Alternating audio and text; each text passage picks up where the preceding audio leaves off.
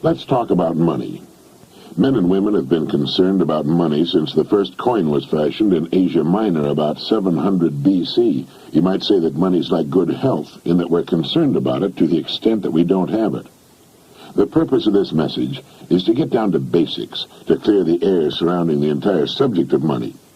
To do this, I'm going to have to get absolutely elementary, and while you may already know most of the things I'm going to say, I think it's important that we remind ourselves just exactly what money is, how much of it is enough, and how to earn the amount of money you need to live the way you want to live, now and in the important future years. To begin, let's get rid of the old myth, once and for all, that money is bad or unimportant. It is not bad, and it is important, vitally important. It's just as important as the food and clothes it buys, the shelter it affords, the education it provides, and the doctor's bills it pays. Money is important to any person living in a civilized society. To argue and split hairs to the effect that it's not as important as other things is absurd. Nothing will take the place of money in the area in which money works.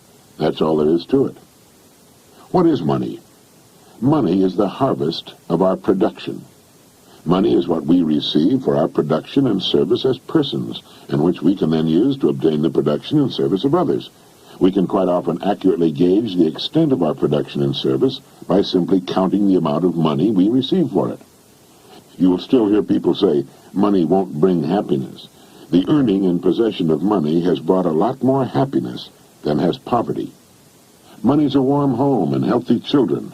It's birthday presents and a college education. It's a trip abroad and the means to help the older people and the less fortunate. We're not saying that piling up a lot of wealth is important. What we are saying is that money is important because it's the only reward which is completely negotiable and can be used by everyone. Look at it this way. A diamond is more valuable than a lump of coal, yet that's exactly what a diamond was at one time. And just as a lump of coal can be transformed into one of the world's most valuable objects, a human being can vastly increase his own value to the world. Try to remember this formula. The amount of money we receive will always be in direct ratio to the demand for what we do, our ability to do it, and the difficulty of replacing us. A highly skilled human being is worth more money in our economy than a person who is not highly skilled and who can be easily replaced. This is not to say that one person is any better than any other person. Remember that in this message we're only talking about money, nothing else. This is why there are few limitations on a person within his company and industry. His income will be an exact proportion to the demand for what he does, his ability to do what he does, and the difficulty of replacing him. That's why the whole idea of trying to get something for nothing is ridiculous and won't work. A top jockey will earn upwards of $200,000 a year, which will represent 10% of the winnings of the horses he rides. You might say riding a horse serves no useful purpose, but the demand is there, useful or not. It's the same with a star in show business. His or her income will very accurately reflect the demand for what he or she does. And that's why preparation for life is so important. Luck has been defined as what happens when preparedness meets opportunity. A great opportunity will only make the unprepared, the unqualified, appear ridiculous. For every one of us, opportunities are all around us. Our ability to see them will depend in large part on how well we have prepared ourselves. Now, how do you stack up in this regard? Now, while this may sound elementary, you'd be amazed at the number of people who want more money, but don't want to take the time and trouble to qualify for it. And until they qualify for it, there's no way on earth for them to earn it. It's like the person who wants a good-looking figure but doesn't want to stay on a diet long enough to get it. To 9/10 of the world's population, the average North American is already rich. There's a greater difference between the standard of living of most of the world's population and our average worker than there is between the standard enjoyed by our average worker and the richest man in the country. Our working man has just about everything the wealthiest man has, only smaller. He has a home, car, often two of them, radio, TV, savings account, debts. They're just smaller. His food is as good and just as plentiful. His bed is just as comfortable. His home is just as warm in the winter. He has exactly the same amount of time and just as much, maybe more, freedom. His life expectancy at birth is 70 years. For the rest of the world, on the average, it's less than 40. With only a fraction of the world's population, we in the free world have half of the world's total money income. We have more than 2/3 of all the automobiles on Earth. So in talking about money, let's understand that we're already rich as people. Now, how much do you want? How much money do you need to live the way you want to live, to accomplish the goals you have established for yourself? Most people think they want more money than they really do, and settle for a lot less than they could earn if they went about it the right way. The world will pay you exactly what you bargained for, exactly what you earned, but not a penny more. You remember the poem that goes, "I bargained with life for a penny, and life would pay no more"? Well, that's about it. We will receive not what we idly wish for, but what we justly earn. Our rewards will always be in exact proportion to our service. If you don't like your income, you must devise ways and means of increasing your service. And this is an individual thing. No one can do it for you. Although you can get ideas from others, your service must come out of you, your mind, your abilities, and your energy. A strong man cannot make a weak man strong, but a weak man can become strong on his own by following a specific course of action for a sufficient length of time. And a man who's already strong can become a lot stronger. It's the same with this business of money. A man who refuses to do more than he's being paid for will seldom be paid for more than he's doing. You may have heard someone say, "Why should I knock myself out for the money I'm getting?" Now, it's this attitude which, more than anything else, keeps a person at the bottom of the economic pile. He doesn't understand that only as we grow in value as persons will we receive the increased income we seek. If we try to stand still in our work, and millions do, we'll never know the rewards, nor the joy of accomplishment and the personal satisfaction and peace of mind which come only to the person of unusual achievement. There are two distinct steps we must take. First, we must decide how much money we really want. Once this decision is made, the second step is to forget the money and concentrate on improving what we now do until we've grown to the size that will fit and naturally earn the income we seek. Once we're fully qualified for the amount of money we decide to earn, we'll soon find ourselves earning it. And we'll also discover that with our new powers and abilities, it's no more difficult, perhaps even less difficult, than what we're now doing for the money we're now earning. Now ask yourself, how much money am I perfectly willing to earn, realizing that the amount I earn will be in exact proportion to my skills, the demand for what I do, and the difficulty of replacing me? There are really three amounts of money every person should decide upon. One, the yearly income he wants to earn now or in the near future. Two, the amount of money he wants to have in a savings and or investment account. And three, the amount of money he wants as retirement income, whether he ever retires from active work or not. Now it's here that most people make a very serious mistake. They never decide on any one of these three amounts of money. If you will decide on these three amounts, and if you will write them on a card to carry with you or put someplace where you can review it from time to time, you will automatically have placed yourself in the top 5% of the people. You will have a plan for your future, a blueprint for future financial accomplishment. You will know where you're going, and if you're serious about it, you will most certainly get there. You see, the trouble with people is not in achieving their goals. They can do that. It's in not setting goals that people get in trouble. They leave it to chance and find out sooner or later, and to their sorrow, that chance doesn't work, that they've missed the boat. It's estimated that only 5% decide on the money they'll earn, and then grow as persons into the size of the incomes they seek. They thus take their lives, their fortunes, and their futures into their own hands as they should, and accomplish their goals right on schedule all the years of their lives. You can do the same thing, and you can do it starting right now. There are two kinds of people where money's concerned.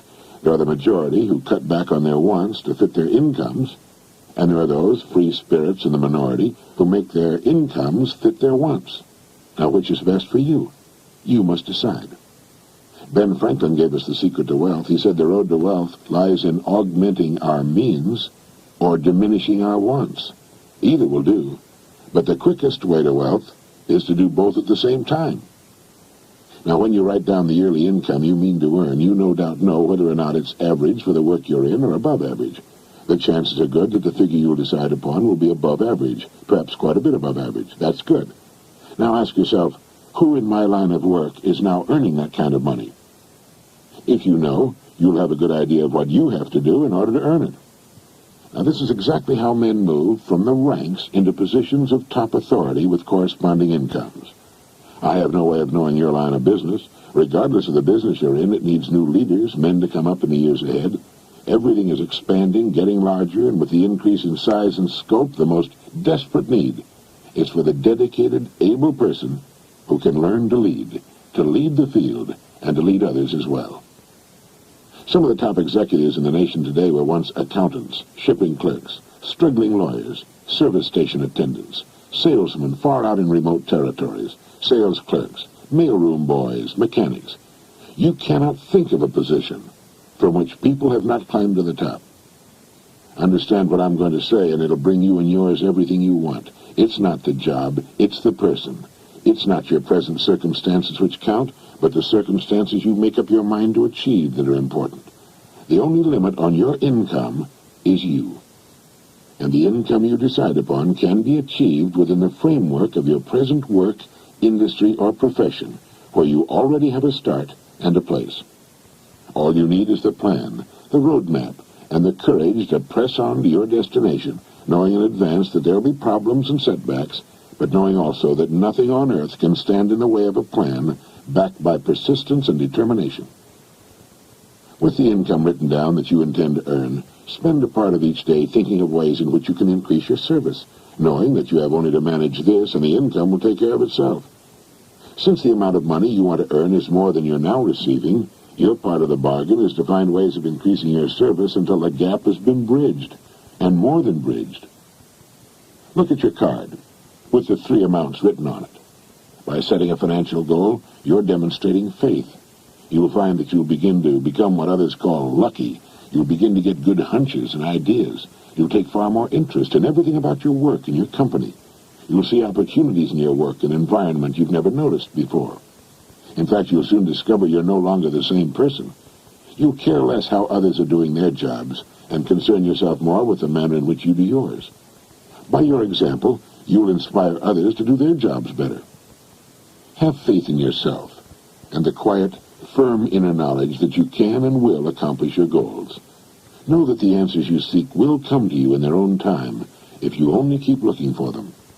Above all, realize that money cannot be sought directly. Money, like happiness, is an effect. It's the result of a cause, and the cause is valuable service.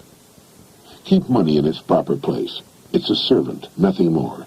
It's a tool with which we can live better, see more of the world, give our youngsters the education they need and a good start in life. It's the means to a happy, carefree retirement in later years. Money is necessary to modern life, but keep it in its place. You need only so much food to enjoy good health. You need only so much money to live comfortably, securely, and well. Too much emphasis on money reverses the whole picture. You then become the servant, and the money becomes the master. As Horace Latimer put it, it's good to have money and the things money can buy, but it's good, too, to check up once in a while and make sure that you haven't lost the things that money can't buy. Every person should know happiness in his work and home, and prosperity. These things can and should be yours. Now, play this message as often as you can during the next week. Fix your plans firmly in your mind, and relax. Keep cool and calm. Be as serene as you possibly can be. You have nothing to worry about. Right now, you may have no idea at all how the additional income you seek is going to come to you, nor how you're going to save the amount you want in a savings account, or how you can possibly arrange for the retirement income you've decided upon. That isn't important. Remember that the only really important thing is that you know what you want. If you do, you will become, you must become what you think about. Be realistic about your financial goals, for as you reach them, you can then set higher goals. Trying to jump too far too soon can often result in confusion, tenseness, and worry. Take your growth in sensible, logical steps, remembering that the big thing is that you know what you want, and that you realize your rewards will match your service. That is, that you must devise ways and means of actually becoming the person who is worth the amount of money you have established for yourself. A person may be worth more than he's getting for a while, but the two will match up. They have to. In fact, unless a person is worth more than he's now receiving, he cannot move ahead. He's receiving all he's worth. It all gets back to the great law that controls everything in the universe, cause and effect. The cause must precede the effect, or the effect cannot occur. This is why people who try to get something for nothing are only fooling themselves and earning the disillusionment and frustration they must one day reap. You can have what you want. You need only make up your mind.